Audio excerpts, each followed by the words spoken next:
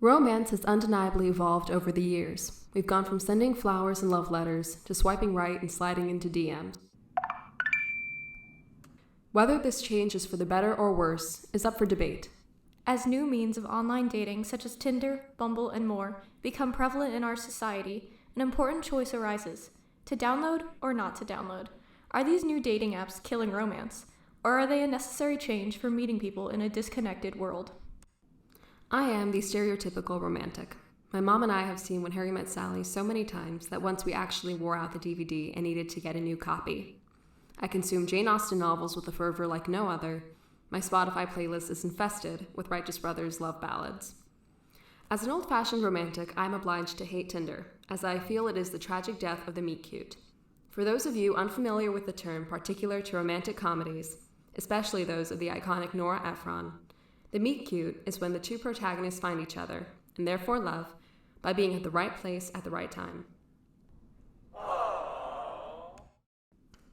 It's when Harry Burns drives Sally Albright to New York.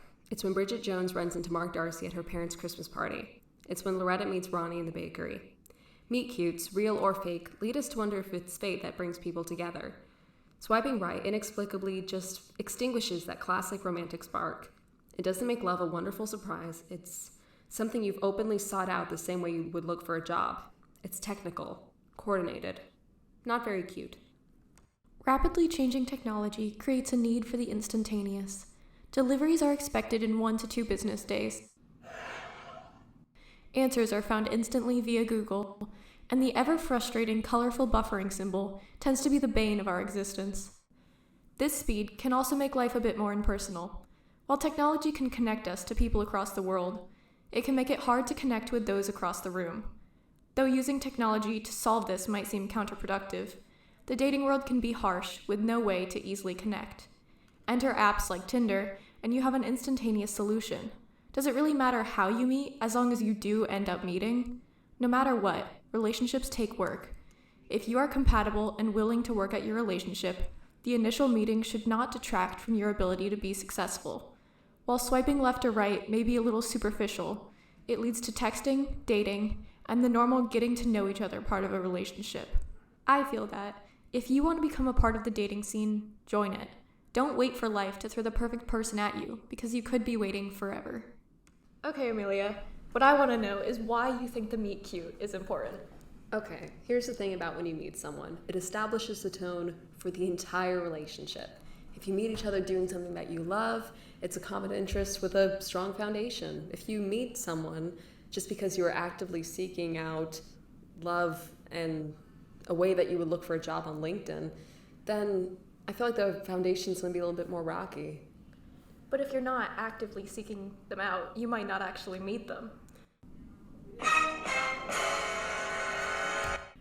Yes, but I feel like when you're actively looking for a relationship, as time goes by, your expectations might go down a little bit. If you find someone, as a surprise, then it's like a gift, I don't know, I don't believe in searching for it on like a platform. So Sophie, do you think that by making the search for companionship so instantaneous, we are losing what makes it appealing? I feel that it's kind of appealing to know that the person you're meeting is actively searching for love. Why else would they be on a dating app like Tinder? They really want to find someone and meet someone. So when you do end up meeting, you know that you're both there for romance. You know that you both want someone. It's not like going up to someone and asking them out and then getting rejection. At least you know that they're out there too. Yeah, but I feel like on apps like Tinder, sometimes people's intentions can be very unclear, like whether or not someone's seeking a relationship or something very casual or... Au contraire, I think they're very clear. I think it says it right in their bio half the time. Yeah, but I feel like for the most part, guys know that more girls are going to be interested in them if they think that the guys are actively pursuing a real relationship.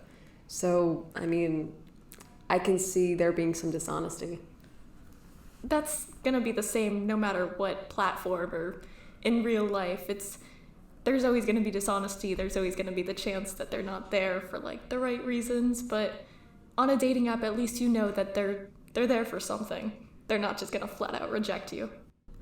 An online poll that we conducted showed that 70% of Green Hope students are currently not in a relationship.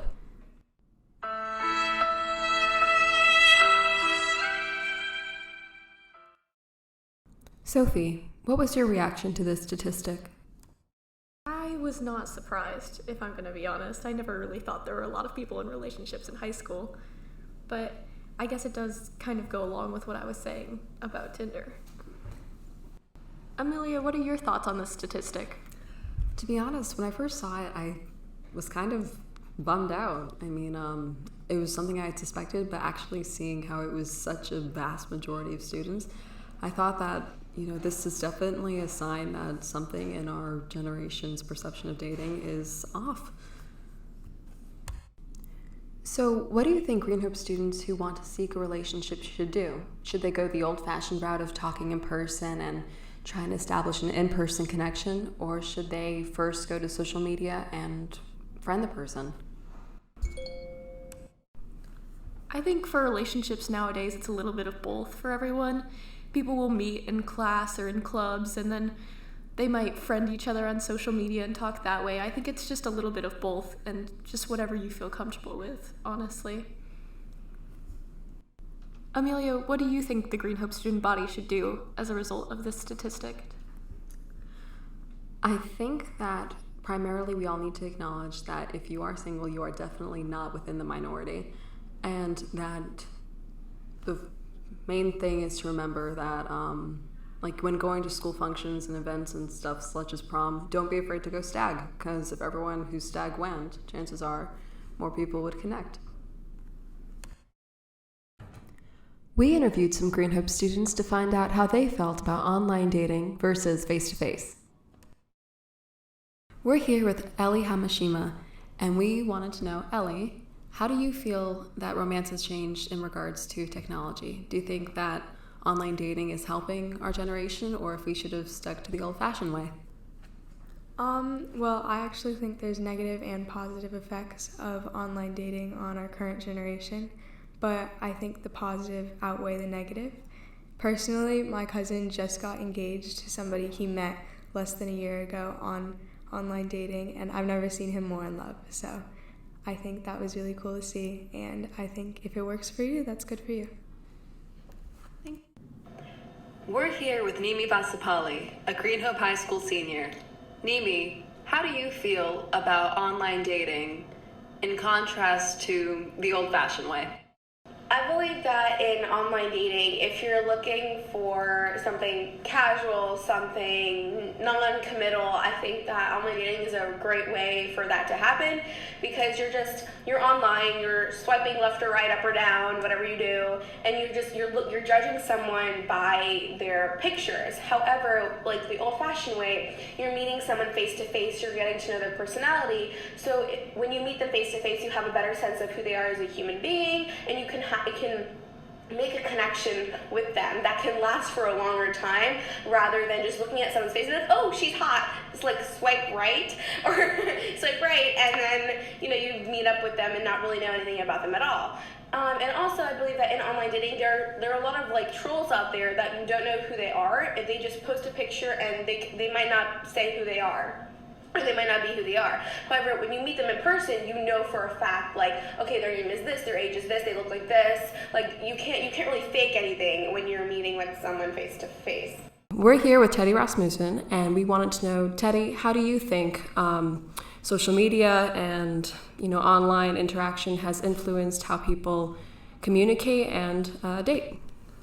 I think it's hindered the way people communicate face to face.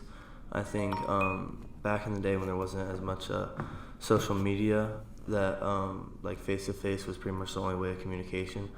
And today you find people more socially awkward and to stand behind a screen than talk face to face. So yeah. Great, thank you. We're here with Marissa McBride. Marissa, so you are in a relationship. How did you and your boyfriend meet? Okay, so we basically just met at a party that I was going to with my friend group.